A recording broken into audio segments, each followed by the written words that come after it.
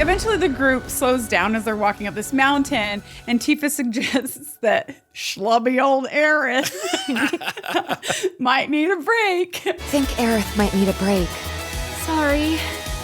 My legs are killing me. Maybe you shouldn't be wearing a dress. Put some pants on so you can climb this mountain. She's got boots, though. She's got boots. She does have boots. Yeah, so we look down the slope, and, like, Aerith is the only one, like, struggling to trudge up the mountain. And she's like, and she's also like, this might just have been a coincidence on my gameplay, but she was surrounded by, like, a bunch of deer, like she's Snow White or something. I do remember the deer. Which kind of makes sense for her character, because she's always been in touch with the planet and stuff, but it's so funny because she can't make it up the mountain. There's just these deer standing there. You're right. I noticed that too. And it wasn't just the deer. It was like throughout different scenes, like it's deer, sometimes it's butterflies, sometimes it's like other random things. And it reminded me of like Radagast the Brown from Lord of the Rings. Something's wrong.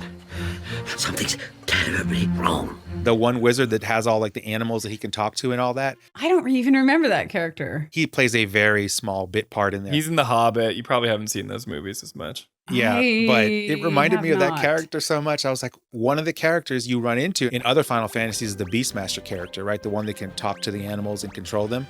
So I'm like, oh man, it'd be awesome if she had like a sub ability that was like a Beastmaster that could help us later. Go, frog. Attack. Exactly. I don't know why I picked a frog. She casts Toad on like Cloud and then commands him to go somewhere. Yeah. Like, this is the best game.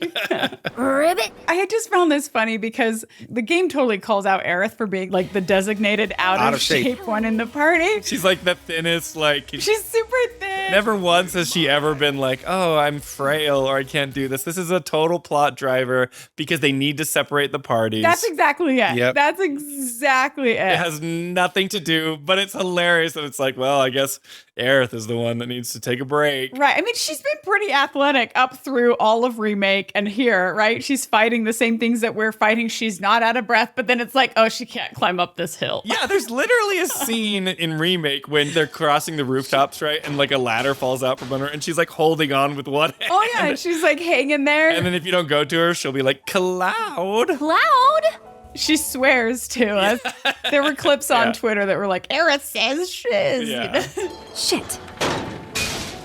I mean, I guess it's totally the plot driver. It works. It works because if you think about it, like Cloud is this supposed former soldier, or at least done some military stuff. Barrett, he seems like he's in shape.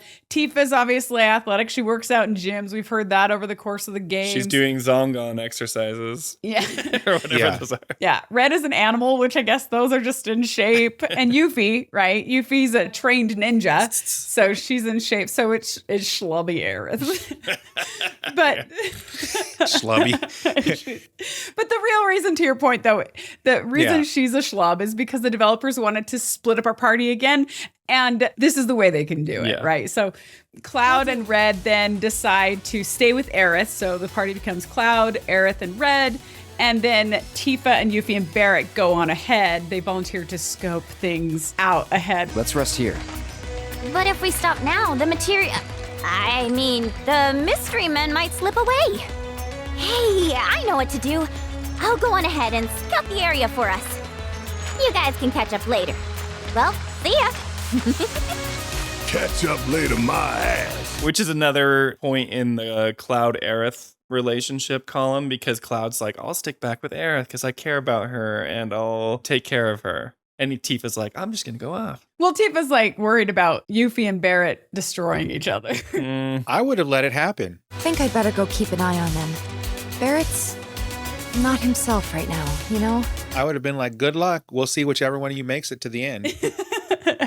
Hashtag Team Aerith, okay? Cloud! Okay, so this funny moment that I liked that was kind of hard to hear, that brought us through that whole tangent. No, it's good. Good conversation, right? Is so Cloud and Red and Aerith are like climbing up on these yellow marked, right? Tomb Raider. The Tomb Raider, yeah. Wall blocks kind of thing. And as they're doing that, Cloud asks Aerith how she's holding up, because remember, she's a slub. She's struggling. So we have to make sure she doesn't die, right?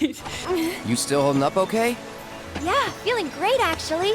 Could do this all day. It's like someone's pulling me up. You've become one with the mountain. Say what? Really?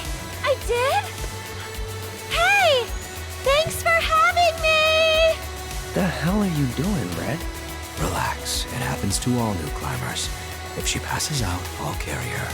Let's go! Like she's about to pass out the atmosphere of climbing the, right? Isn't that kind of what they're referring to? Is that what it is? I didn't get it 100%. I think that she's on the verge of passing out and it's like the air is thinner when they're climbing up the mountain. The altitude, Oh, so she's like hallucinating almost or getting a little delirious. That's what they must be going for. They're just trying to be like, keep going, but she's gonna totally pass out here in any second. That's what it is. That's why Cloud's like, why are you encouraging her? I get it. Thank you for clarifying. I actually didn't pick up on the elevation thing, right? Like the thinner air. Oh, man. That makes it funnier. I'll never forget one time I made the mistake of agreeing to do and mind you, this was a very short hike. It was in Colorado on one of the mountains. There's some mountains in Colorado that are known for messing you up. I was struggling so bad because of the altitude. Yeah. I just wasn't used to it. You just can't get as much oxygen. That's a real thing. Runners, I'm a runner, and runners often talk about that. A lot of times that's why people will train in places like Colorado or in Salt Lake City, which is where we're near. And it's because your lungs get used to taking in less oxygen. So then when you go run a race in like California, which is, sea level. Yeah, it's basically like you have like a supercharger. Then suddenly you're like, you need to do it really well. You got forced air induction on a human scale, right? Like a twin turbo while you're running. Right. Oh, but I'm so glad that you pointed that out, Spence, that they're talking about the thinness of the air. Yeah, altitude sickness or whatever. I didn't catch it. Oh, yeah. That makes it way funnier. Yeah, it's funny. Like, I enjoyed it not really getting the You're like that. I was like, that's funny. You're like, let me tell you about this really funny part you guys. And I didn't even know why it was funny. That's good. Apparently.